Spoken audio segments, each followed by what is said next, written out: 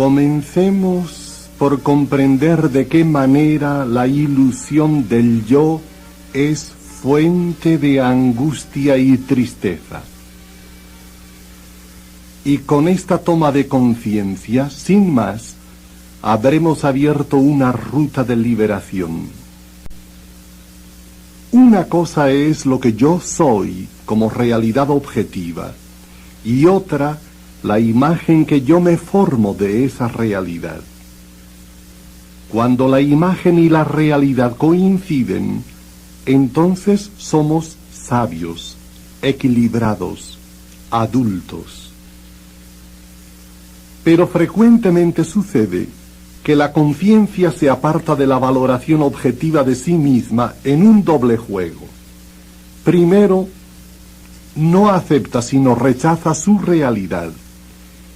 Y en segundo lugar, desea y sueña con una imagen aureolada y magnífica. Del desear ser así, pasa imperceptiblemente al imaginarse ser así. Una imagen, pues, ilusoria e inflada. Y así se llega a confundir lo que soy con lo que imagino ser, y en este proceso general de falsificación, el hombre puede adherirse emocional y hasta morbosamente a esa imagen falsificada e ilusoria de sí mismo. Como se ve, aquí no estamos hablando del verdadero yo, que es la conciencia objetiva de mi realidad, sino de su falsificación, que es la que normalmente prevalece en nosotros. Este yo, así entre comillas, falso yo, es pues una mentira, una ilusión. Es un centro imaginario que nace y se alimenta con ficciones, deseos y temores, y a su vez los engendra, igual que el aceite alimenta la lámpara. Acabado el aceite, se apaga la lámpara. Anulado el yo, cesan los deseos, así como, apagados los deseos y ficciones, se extingue el yo. Es la liberación absoluta. El yo, así entre comillas, no existe pues como entidad estable. El yo consta de una serie de impresiones que se renuevan y se suceden incesantemente. En suma, el yo no existe. Es una ilusión imaginaria, una mentira que ejerce sobre las personas una tiranía obsesiva. Está triste porque siente que su imagen ha perdido brillo. Día tras día sueñan y luchan para que su figura social sea cada vez más deslumbrante. Viven de sobresalto en sobresalto, danzando alucinados en torno de ese fuego fatuo. Y en esta danza general, según sean los vaivenes de esa imagen, el ser olvidados los espanta, el ser desestimados los amarga, el que la imagen ajena brille más que la suya los llena de turbación, y así el yo les roba la paz del corazón y la alegría del vivir. ¿Cómo sufre la gente por la ilusión del yo?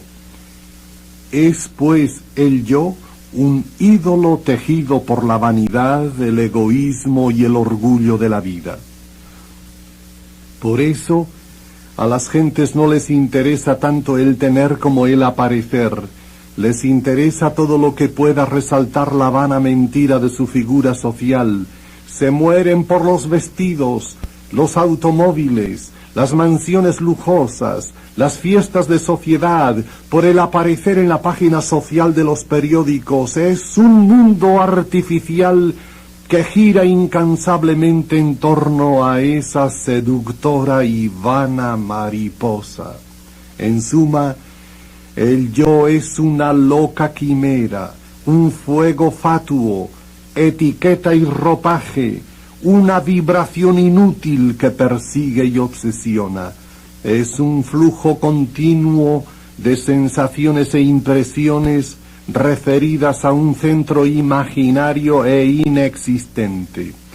Hay que apagar pues ese fuego. Hay que liberarse de la ilusión del yo. La verdadera liberación consiste en vaciarse de sí mismo, en extinguir la llama de ese fuego fatuo, en dejar de referirse a esa imagen ilusoria, en convencerse de que el supuesto yo no existe realmente, de que vives entre ascuas por una mentira, por una vana quimera.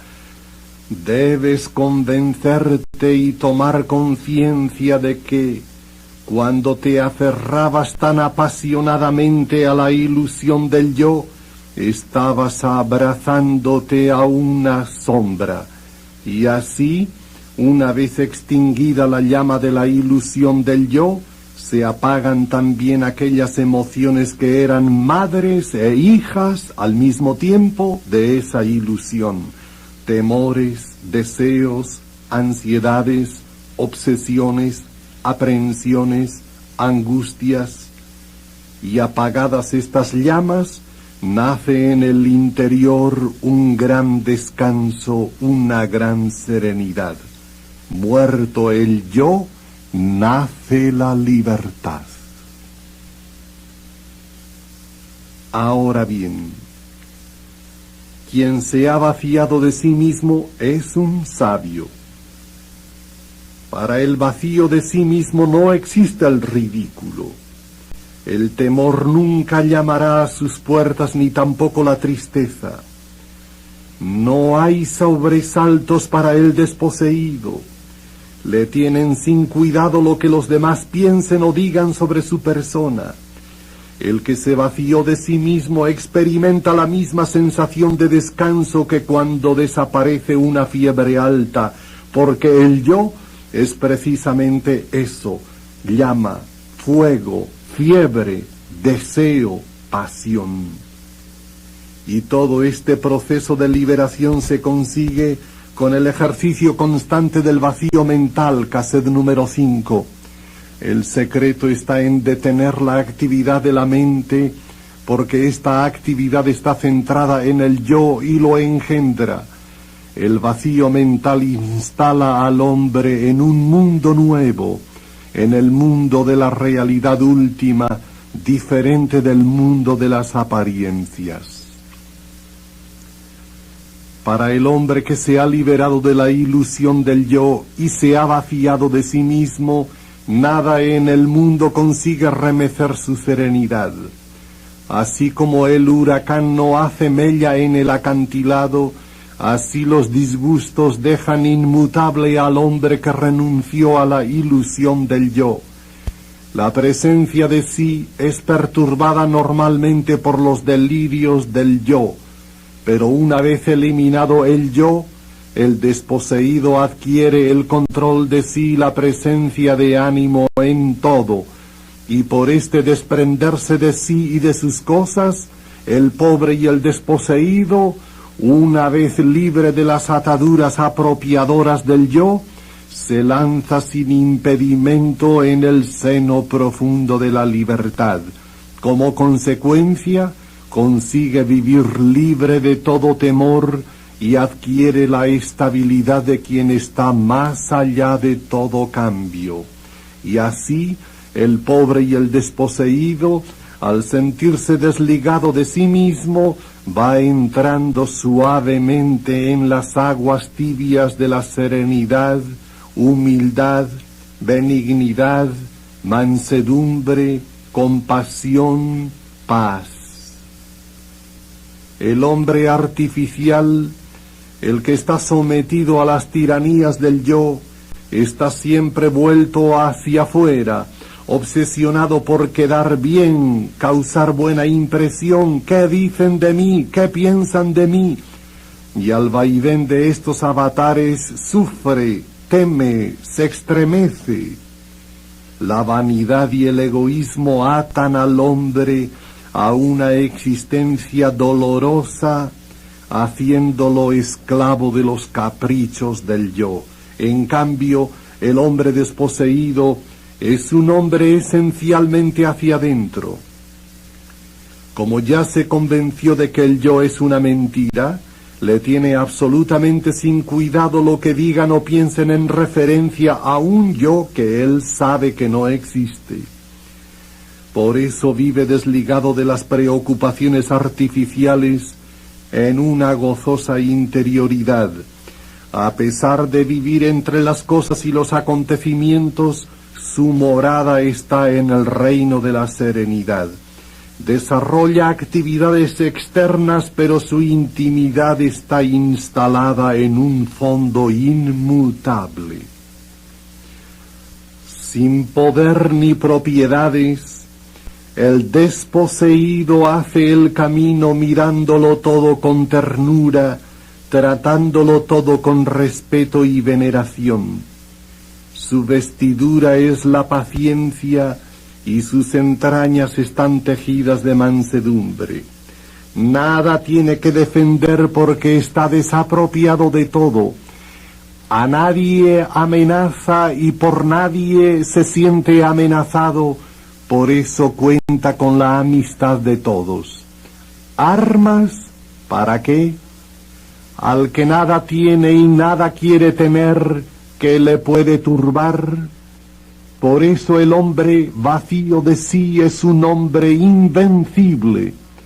No habrá en el mundo ni emergencias dolorosas ni eventualidades imprevisibles que puedan herir, golpear o desmoronar la estabilidad y armonía del hombre que se liberó de la ilusión del yo. Los desposeídos son sabios, y sólo ellos son sabios, porque solamente ellos miran el mundo con ojos limpios. Los que actúan bajo los impulsos de yo, contemplan todo a través del prisma de sus deseos y temores. Todo lo exterior lo hacen pasar por su órbita personal, lo pesan en la balanza de sus intereses, y lo envuelven en el ropaje de sus deseos posesivos. Haces que las cosas sean tal como tú deseas o temes. Solo un hombre vacío puede contemplar el mundo en su esencial originalidad. Mientras no seas pobre, vacío, puro, no verás las cosas como son, las mirarás apropiadora o repulsivamente y de todas maneras siempre deformadas. Cuando te hayas purificado de los delirios del yo y de sus afanes posesivos, entonces aparecerá la creación ante ti prodigiosamente transparente. Mucho más. El hombre que se ha vaciado de sí mismo, tomando conciencia de que el yo es un delirio, una ficción, una mentira, ha derribado la gran muralla que le separaba de los demás y entra en la corriente universal, sumergiéndose en la unidad con todos los seres. Y por esta experiencia, los dos sujetos, el otro y yo, acaban por sentirse uno parte del otro, hasta llegar a sentir las cosas del otro como si fueran mías, que sean uno. Por lo cual, el pobre y desposeído respeta todo, venera todo porque en su corazón no hay movimientos posesivos ni agresivos. Es sensible hasta sentir como suyos los problemas ajenos. No juzga, no presupone, no piensa mal. Hay en sus actitudes un aire de cortesía. Es capaz de tratar a los demás con la misma benevolencia con que se trata a sí mismo. Es capaz de cargar a hombros con el dolor de la humanidad. En suma, habiendo apagado la pasión del yo, el desposeído ha pasado a la compasión para con el mundo. Para lograr tanta maravilla, debes vaciarte de ti mismo liberándote de la ilusión del yo. Para ello es necesario que vivas despierto, atento a ti mismo, Mediante una constante introspección, meditación, intuición, tienes que darte cuenta de que el falso yo es la raíz de todas tus desventuras. Y debes llegar a la convicción de que esa imagen de ti mismo es una ilusión, de que el yo no existe realmente. Y esa convicción experimental lo conseguirás con la práctica constante del ejercicio del vacío mental. No des satisfacciones a la ilusión del yo. Si hablan mal de ti, no te defiendas. Si no te salen bien las cosas, no te justifiques. No des entrada a la autocompasión. No busques elogios. Rehuye los aplausos. Y así, si le vas retirando el aceite, la lámpara acabará por apagarse y habrás ganado la batalla de la libertad. El hombre se encuentra, tanto en sí mismo como en los demás, con elementos que le agradan y otros que le desagradan. Según sea agrado o desagrado, el hombre establece dos clases de relaciones, de adhesión o de rechazo. Hacia las cosas agradables le nace el deseo de posesión, tendiendo hacia ellas un puente de energías adhesivas, y así se produce una apropiación o asimiento mediante las manos de sus deseos. A este nivel nace una de las fuentes principales de sufrimiento humano y también una de las claves de liberación. Se trata de asirse o desasirse.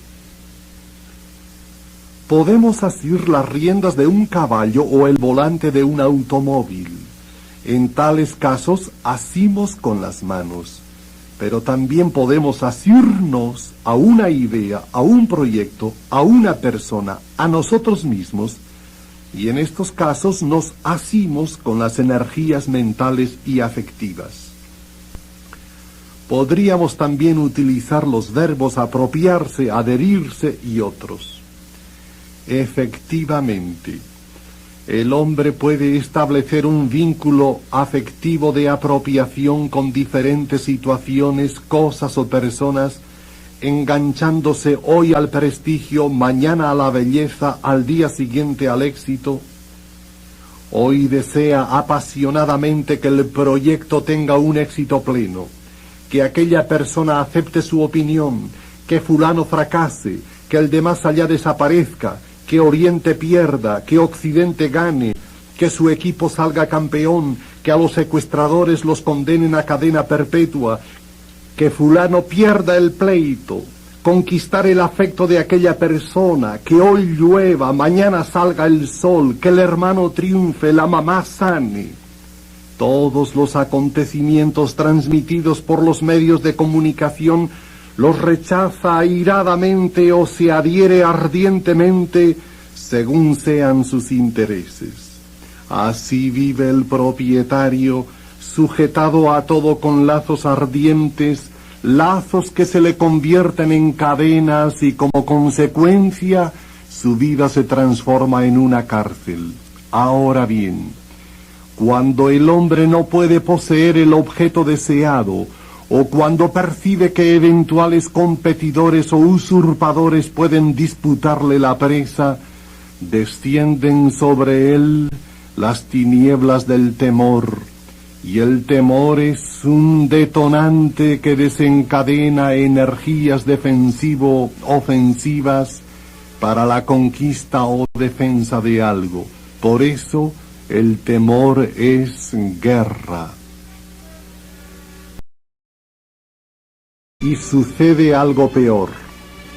Cualquier cosa, persona o situación a la que el hombre se adhiere posesivamente, se le transforma en dueña, señora, es decir, el propietario queda atrapado y dominado por el objeto deseado o poseído. Un hombre asido a muchas situaciones, personas o cosas vive entre delirios, minimiza o sobrevalora los acontecimientos y las cosas de acuerdo con sus deseos y temores. No ve las cosas como son, sino que las reviste de sus pensamientos y las ve a la luz de sus ficciones. Este hombre es pues un enajenado de la real realidad y por eso su vida es una existencia fragmentaria, ansiosa e infeliz. Está aferrado afectivamente a este partido político, a aquel campeón de tenis, a aquel otro equipo de fútbol. Cuando pierden, el hombre asido sufre una verdadera desgarradura. Deseó ardientemente que su patria ganara la contienda, que su negocio alcanzara el éxito total, pero como no ha sucedido así, el hombre queda abatido. Estuvo aquella persona tan agradable, pero ya se fue. Disfrutó tanto de aquella fiesta, pero ya todo acabó. Fue tan radiante la juventud, pero ya está alejándose. Su bella figura, de la que él mismo fue el mayor adorador, está ya marchitándose. En fin, la vida entera con tanta pasión y satisfacciones está ya en los últimos tramos. Al hombre asido cada momento se le torna en una dolorosa despedida. Desasirse es, pues, una de las grandes claves de liberación. Desasirse afectivamente, soltar aquellos brazos apropiadores que eran los deseos, mediante los cuales la persona se amarra a las cosas, acontecimientos o personas. El desasido en cierto sentido se retira, corta aquel lazo con que vincula su pensamiento y afecto a los objetos, hechos o personas percibidos por los sentidos, y por este camino adquiere la libertad frente al mundo exterior.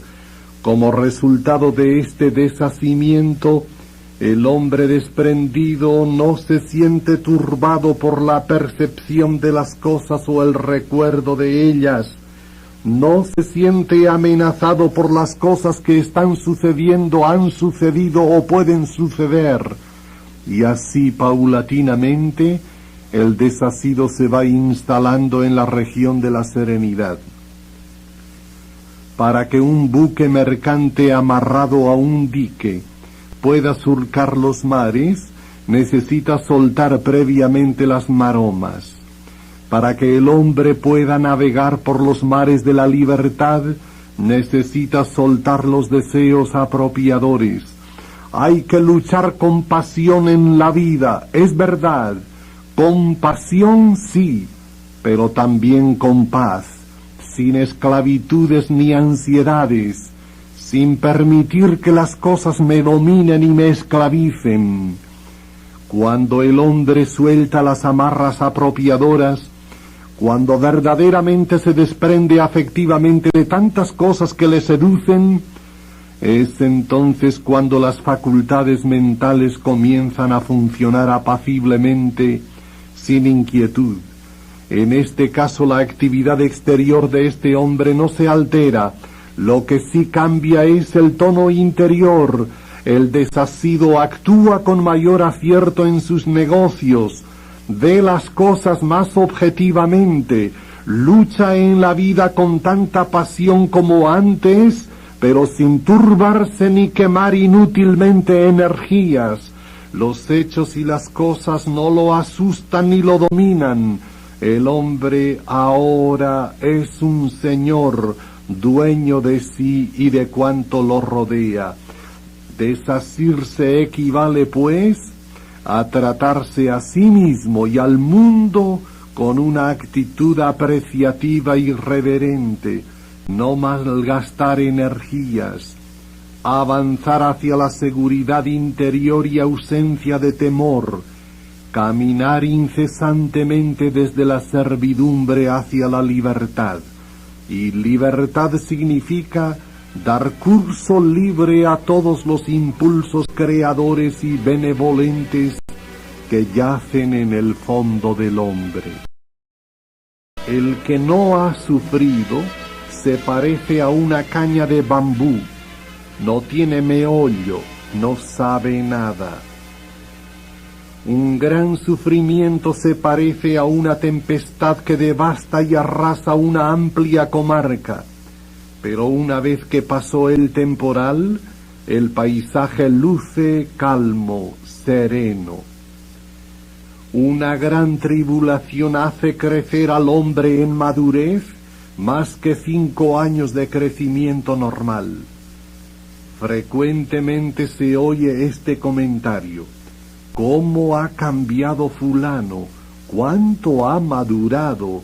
Es que le ha tocado sufrir mucho. Cuando todo marcha bien, cuando no hay dificultades ni espinas, el hombre tiende a encerrarse en sí mismo para saborear sus éxitos. Sus logros y satisfacciones lo sujetan a la tierra y le resultan como altas murallas que lo encierran en sí mismo, sin darse cuenta de que esas murallas lo defienden, pero también lo encarcelan. Atrapado en sus propias redes, propietario de sí mismo, ofuscado por el resplandor de su imagen, ¿quién lo librará de tanta esclavitud? Solo un temblor de tierra. Y a Dios no le queda otro camino de liberación que el de enviar a este hombre una gran tribulación para despertarlo, desinstalarlo, derribando sus muros defensivos y así sacarlo del Egipto de sí mismo. Cuando la enfermedad o la tribulación se enroscan a la cintura del hombre, en ese momento el atribulado llega a comprender que todo en la vida viene a ser una vana quimera.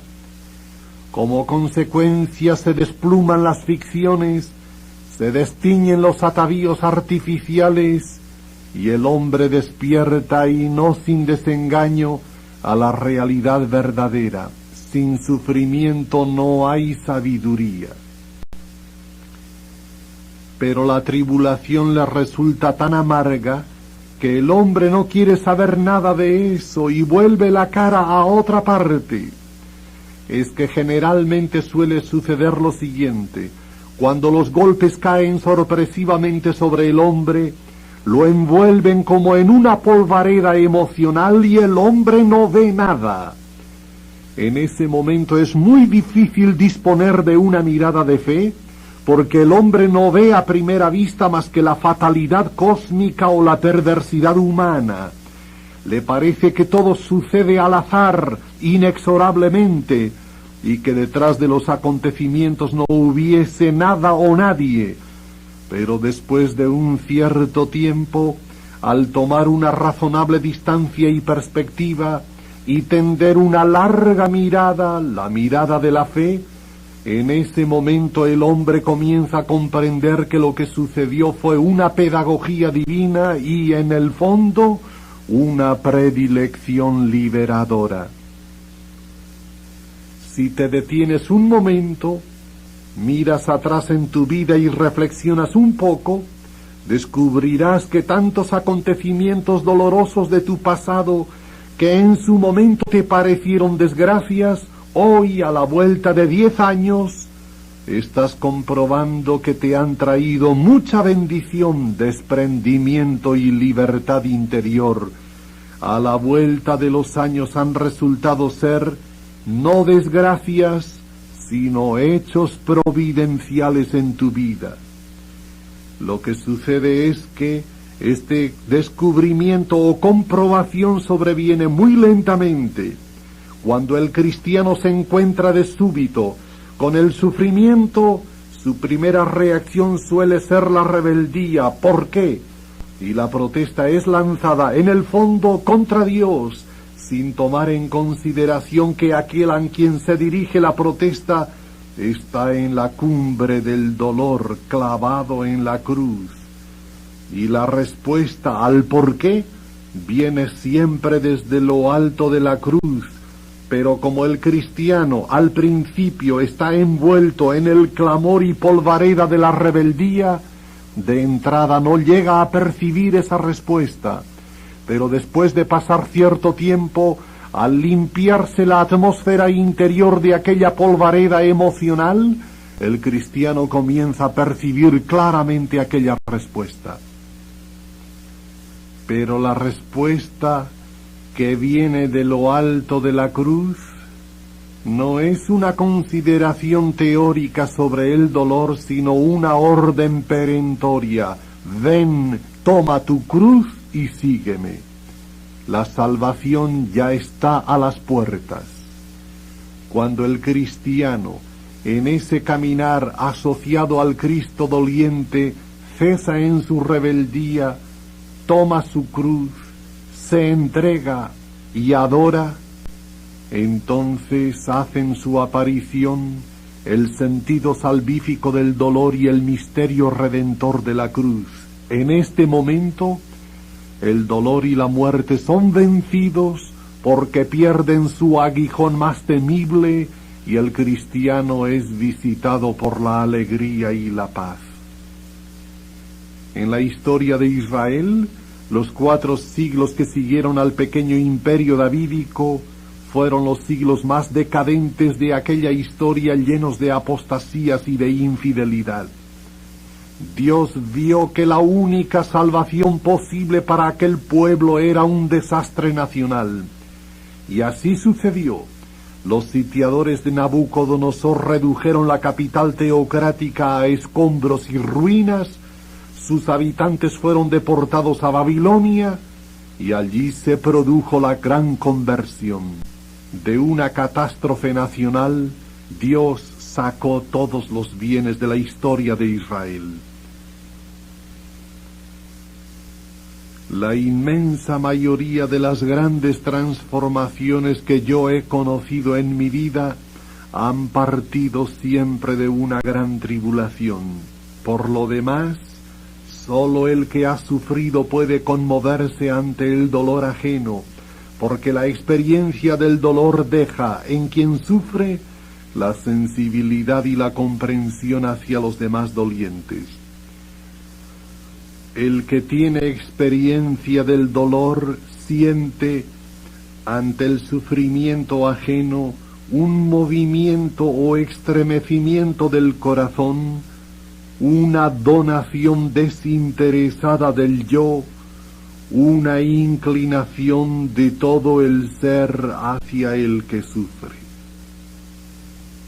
Bajando de Jerusalén a Jericó, yacía en el suelo un hombre asaltado y agredido por los ladrones. Pasaron por allí gentes importantes, lo vieron, pero continuaron el viaje. Por casualidad pasó también un samaritano. Este se detuvo, socorrió al herido y lo atendió solícitamente. Interesante. Solo compadece el que padece, un samaritano, un despreciado, uno que sufre. Frente a la teoría ¿quién es mi prójimo?, Jesús viene a responder: el amor no es una teoría sino un movimiento del corazón, y solo al que ha sufrido se le mueve el corazón, se conmueve, porque de alguna manera al presenciar el dolor ajeno, revive su propio dolor. Este es uno de los frutos positivos que deja el sufrimiento en quien sufre. Como hemos dicho, es la sensibilidad y la apertura, la comprensión y la inclinación hacia los que sufren. Y de aquí se origina precisamente la preciosa palabra misericordia, que indica estremecimiento o sensibilización del corazón. Y de esto se trata. Antes de mover los brazos, es necesario que haya un movimiento del corazón, una donación desinteresada del yo, una inclinación de todo el ser, como en el caso del samaritano. El que está familiarizado con el sufrimiento no podrá darse el lujo de pasarse de largo. Y por eso, naturalmente, estamos diciendo que el sufrimiento produce en la humanidad un gran movimiento de Pascua.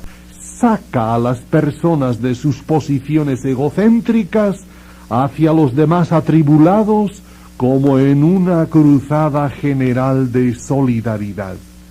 Y por eso dirá también el Concilio Segundo Vaticano que el cristiano no puede encontrar su propia plenitud si no es en la entrega sincera de sí mismo a los demás.